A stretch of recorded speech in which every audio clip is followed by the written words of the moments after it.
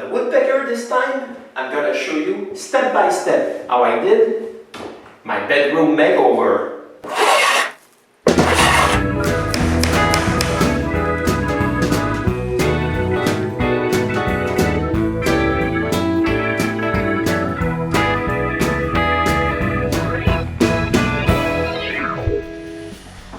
A couple of years ago, I gave my living room and dining room a big makeover.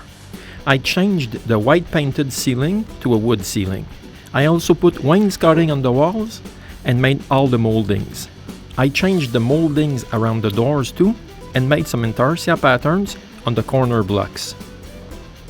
This year, my wife wants the same thing in our bedroom. This is what it looks like without any furniture. Before starting the work, I bought all the wood I needed to complete the project. I really need to say something right off the top. This was a family project. Renee and I split the work equally. She started by removing the self-stick wallpaper border. As you can see, the paint came off with the wallpaper in several spots. During this time, I was removing all the moldings.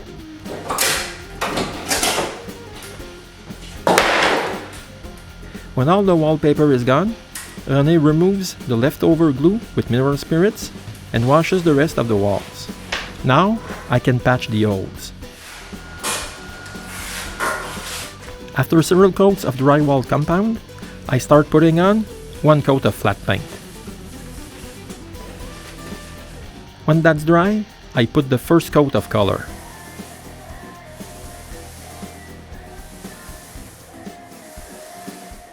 Meanwhile, Renee puts a coat of stain on all the wainscoting planks for the walls. It's a gel of stain and varnish, which is applied with a rag. We had already made them a couple of years ago when we redid the living room. We took old pine planks that we passed through the thickness planner. After, we cut them approximately 3 inches wide.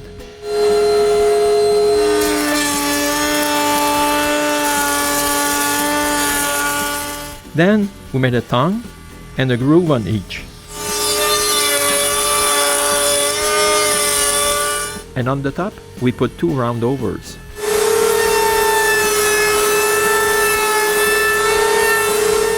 They were all done this way. Now, Renee just has to stain 250 of them. While the paint is drying, I take the opportunity to build a small horizontal router table. I'll need it later on when I work on the ceiling. After cutting some pieces, I put a dado on the back to support the table. I also make 2 stub dados. To clean the rest, I cut the walls of the dado with a chisel and clean the rest with a router plate.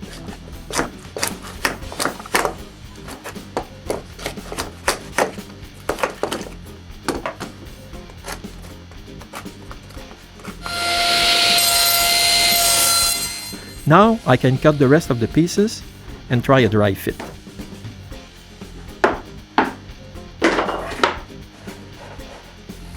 Next, I cut a piece of masonite. It will replace the router base. After drilling the holes, chamfer them and test a screw, I can drill the base pivot hole. On the other side, I drill a hole for the bolt. To be able to adjust the height of the router bit, I cut an arc using the pivot hole and a 1/4 inch router bit.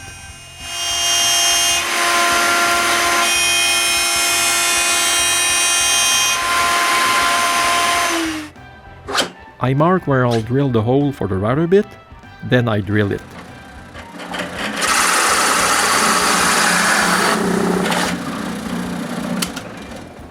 I also drill several holes on the back piece so the router bit can reach the table.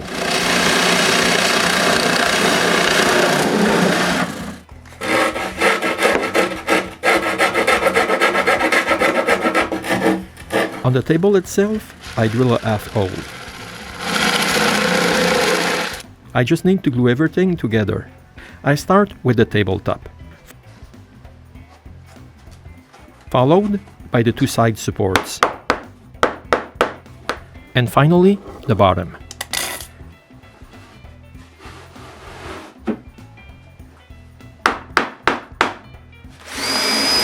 To make it all more solid, I screw everything.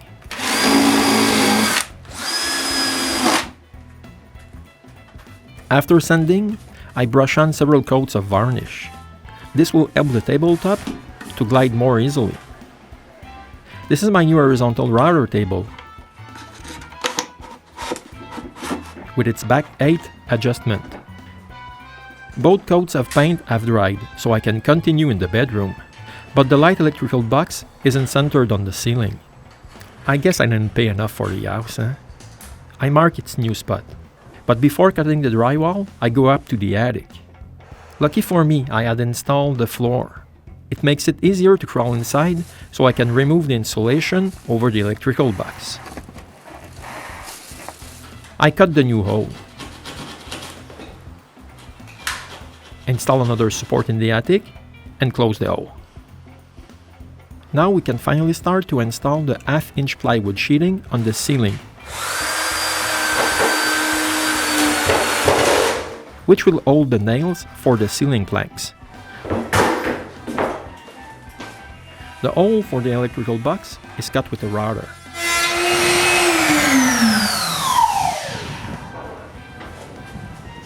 The whole plywood ceiling is done this way. When all the ceiling is covered by plywood, we can start to nail the pine planks. We do the whole perimeter with walnut stained planks and also a cross in the middle of the room. I insert a birch spline between each plank, which has two adjacent grooves. Now I can finally start the angled cut plank. My chop saw can cut a plank at 45 degrees, so I can't use it for this. So I built a jig to cut my miters with one of my wooden guides and a circular saw.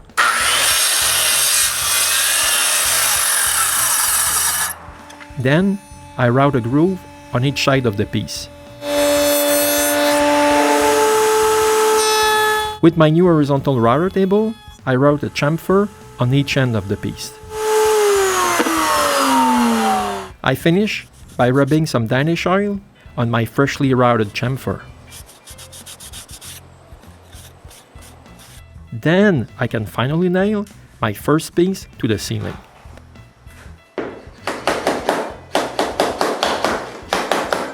I then cut another plank,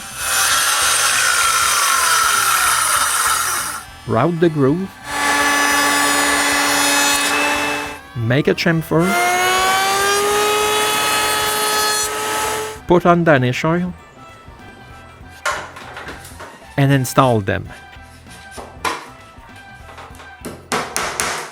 Each plank is nailed to the plywood and the nail is punched with a nail set. If a plank looks more like a banana, I use a wedge to straighten it. Then I use a lot of nails, so it won't re-banana. I cut part of the groove and a small corner in the back of each plank, but only when the square shrinks, so it's easier to insert it.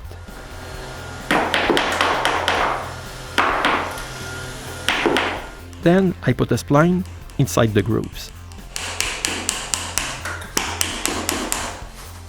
Last piece of the square is only glued. I use blue tape and a piece of scrap wood to hold it in place while the glue dries. I repeat the same process for the whole ceiling. I wish it could be done at this speed, but each square takes 6 hours to complete. Finally, the last piece of the ceiling is installed. Don't forget René. While I was having fun with my neck bending backwards and my arms turning upwards, she was still staining the planks for the wall paneling. Each plank as 2 coats of varnish, with a steel wool rub in between coats. Now we can start all the moldings. Here we do the door moldings.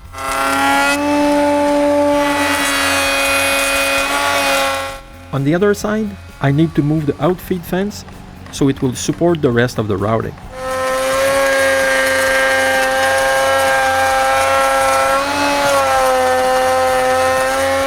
We do all the moldings at the same time. We're routing the top molding right now. Now that they're all done, I need to sand them. So I bought another sander. With this one, I can make my own sanding block profile because it moves only in 2 directions. I won't use the kit for the door molding. I'll make my own. I spread contact cement on a piece of styrofoam and on one of the sanders, sheet of sandpaper, and put both of them together.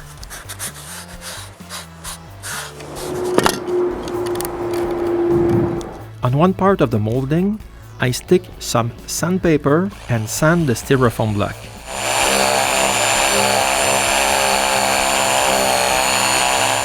When I'm finished, I have a negative of my molding. I stick some sandpaper on it and sand the moldings.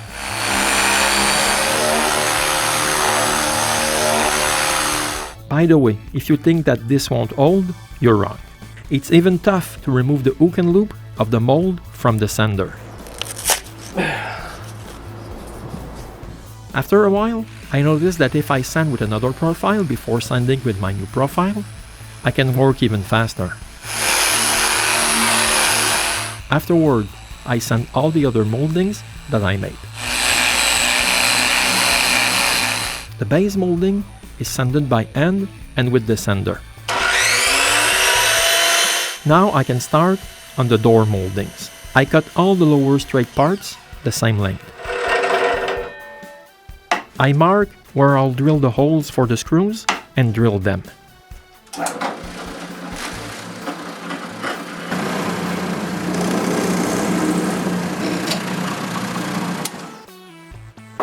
I put the molding in its place and mark the length. I just need to cut it. The last step is to put a biscuit slot on top of the molding. I screw the molding in place.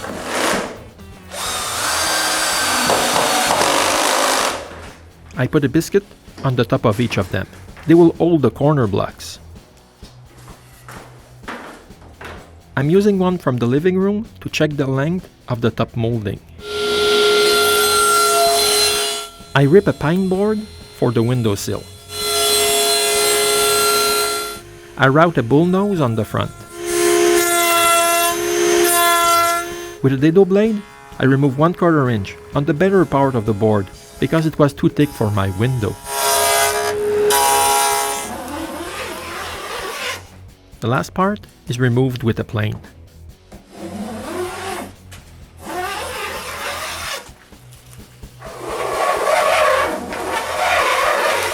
Then I put a rabbet on the end. I must do this because of the way the window is made.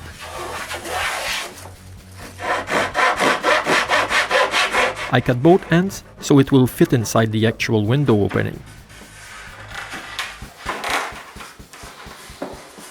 I check the width of the sill with one of my wall plank. Since it's too wide, I plane it to the proper width and sand it.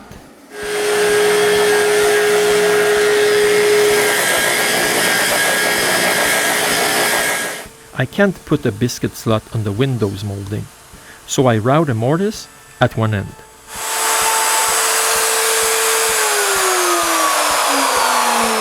I screw the window molding. Now, it's time to cut the base molding.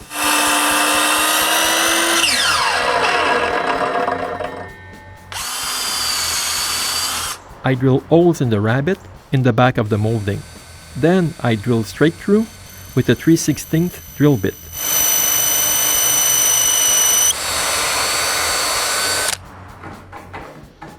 This way, I can screw the moldings without any screws showing.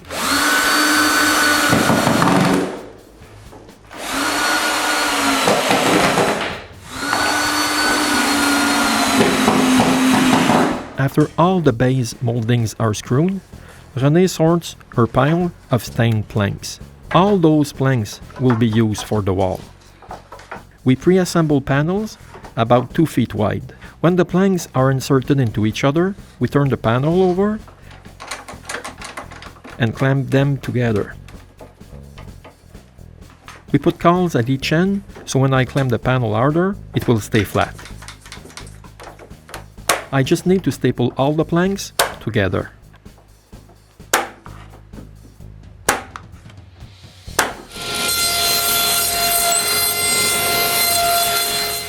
I cut each panel to the right length and insert them inside the back rabbet of the base moldings. The hole for the electrical plug is cut with a pattern and a router.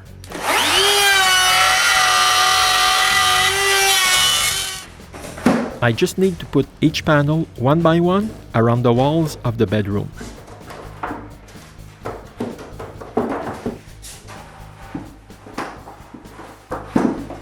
When they're all in place, we cut and nail the top moldings. I use a stud finder to locate the studs and nail the moldings to the wall.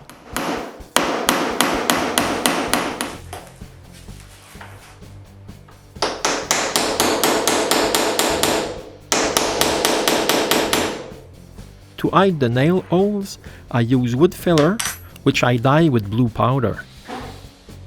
Wash! The color is far from okay. I tried to add some green, but it was too much. So I redo a new mix. This time, the color is perfect. I apply it, and after wiping it, it's almost impossible to locate the nails. Now, Renée can do some touch-ups.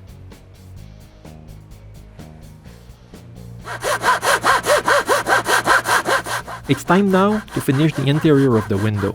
After gluing some 1/4 inch boards together, I cut them to the length of the window. Then, I rip them to the right width.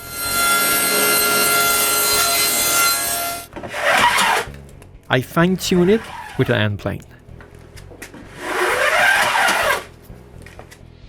Then, just like the sill, I put a rabbet in the back. I just need to put some silicone in the back and put them in their place. I start with the top, followed by the sides. With a lot of unused wall planks, I clamp the interior of the window. Now I sand the ceiling moldings. This time I use the Festool sanding block kit. After sanding it to the profile of the molding, I glue a Velcro strip with contact cement on the sanding block. Then I drill some holes for dust extraction. I can finally stick the sandpaper on the block and sand the moldings.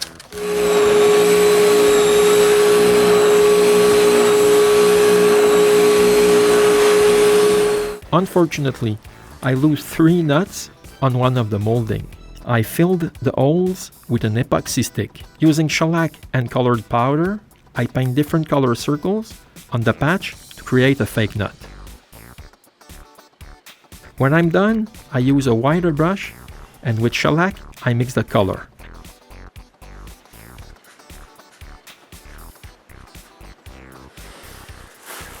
I take care to brush in a circular motion to follow the circles. Then, I blot it with a rag. I do this again and again until I'm satisfied with the color.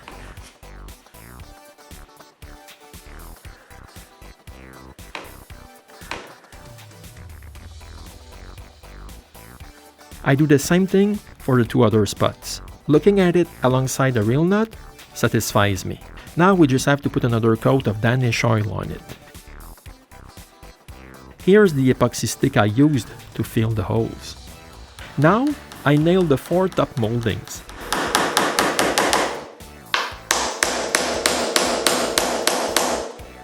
I mix my own colored wood filler just like I did for the molding along the wainscoting molding. And just like last time, I had to redo the mix, because the color didn't come out right.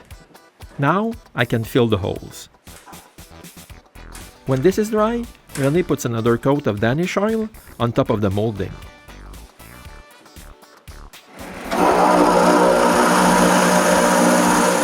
Now I need to finish the door moldings. I start by making some walnut plugs for the holes.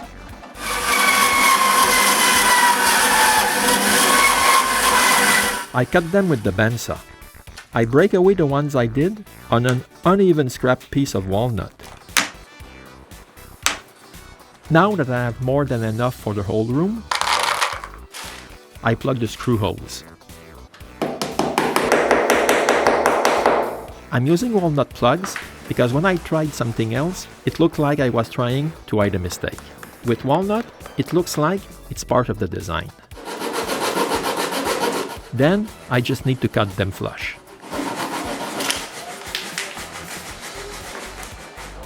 None of the plugs are glued.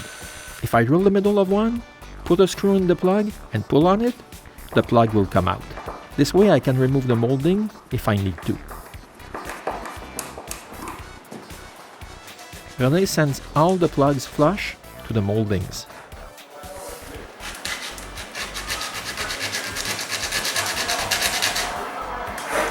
While she's doing that, I start on the intarsia motif for the theme of the room. I start with the rabbits at the bottom of the door moldings.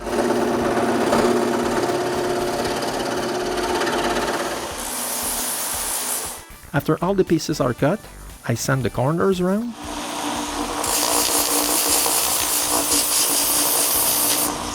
And finish by polishing them with a 400 grit. Each part is done in twos, then split apart. In order not to mix them up, I lay each part down on its place in the pattern. The interior of the ears are done with the Dremel. When I have all the pieces, I glue them with CA glue. The smaller pieces are put on with tweezers. Then, I cut and glue the eyes and sand them flush with the rest of the face. At the end, I polish it again. I rub the back of the rabbit on a sheet of sandpaper. This way the bottom is nice and clean. And finally, the finishing touch. I carve small lines for the ears and the whiskers.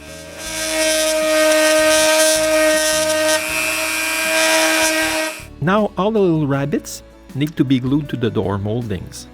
I put glue on the back of the rabbits and stick them one by one at the bottom of the moldings. I'm using a scrap piece of wood to gauge the height, so they will be in line. I use blue tape to clamp them. With the rabbits glued, René can start putting the Danish oil on all the moldings.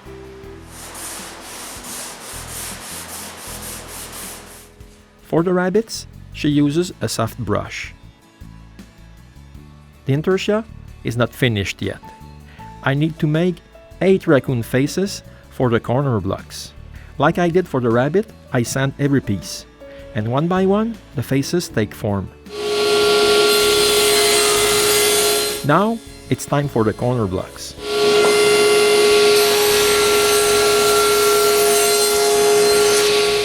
On each one, I cut a biscuit slot so they can stay in place at the top of the door molding.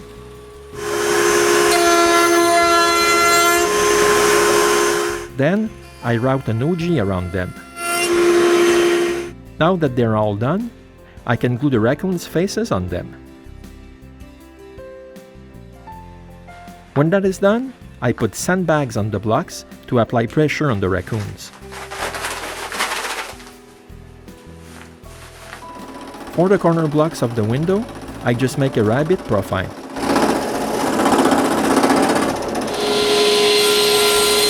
I cut the blocks, route an OG, and put the slots for the biscuits.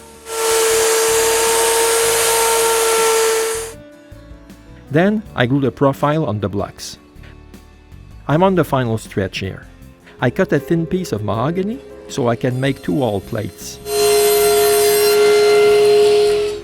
After cutting them, I route a cove around them. I drill holes for the screws.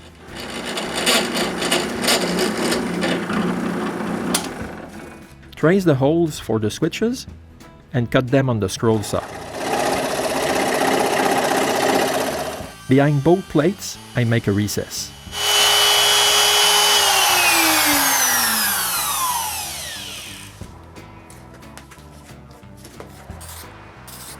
I cut an aluminum piece from a soft drink can, which I glue in the recess.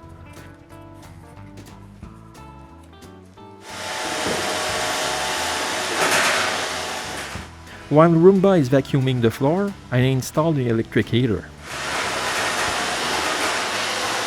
At the same time, René puts some Danish oils on all the corner blocks and the electrical plates. I put the profile from the door molding on a mahogany board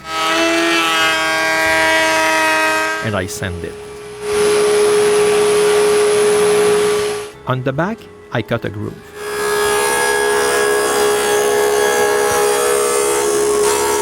I put a rabbet on a leftover board from the ceiling and I tried the new window valance. I just need to cut it to the right width and glue them together. Now I need to cut the window roller pole.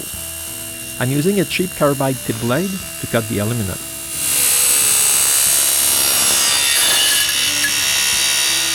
We bought a used window blind, which I fit to our window. I use our old canvas, which I cut to the right width.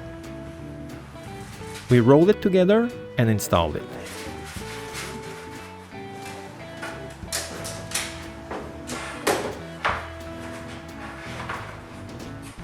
It's almost over. I just need to install everything René's put Danish oil on, including all the corner blocks. After gluing all the raccoons, I noticed that one of the corner block doesn't fit. So I made a thinner block and glue one of my extra raccoons.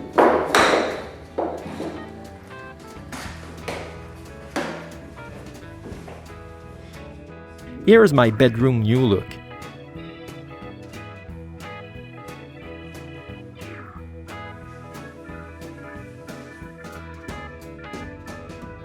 Finally, after 2 months, we just need to put the furniture back.